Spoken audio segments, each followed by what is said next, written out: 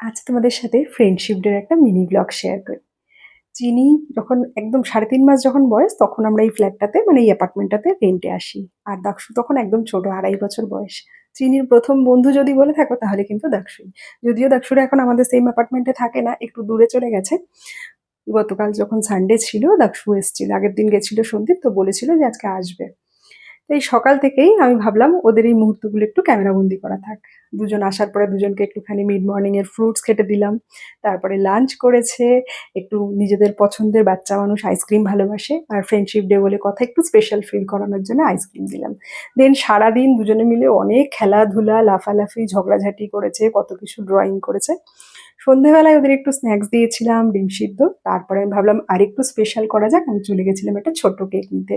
গিয়ে এত cute cute pastry দেখেছিলাম, একটা পান্ডা পেস্ট্রি, ওদের জন্য দুটো জুস আর দুটো ফ্রেন্ডশিপ ব্যান্ড নিয়ে এসেছিলাম। এরপরে তো ওরা বড় হয়ে যাবে, আর আমরাও যদি কখনো হায়দ্রাবাদ ছেড়ে চলে যাই বা দাক্ষুরাও চলে চলে যায়, তাহলে কি হবে বলো তো? আর কখনো দেখা হবে কিনা সেটাও জানি না। বাট হ্যাঁ, এই একটা ছোট্ট সুন্দর স্মৃতি থেকে গেল।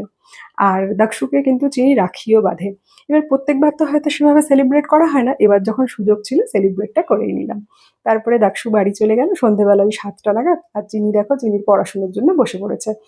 আর বাইরে এখন ৭টা বাজে, কে বলবে? তোমাদের ওখানে কটায় সন্ধে হয় জানি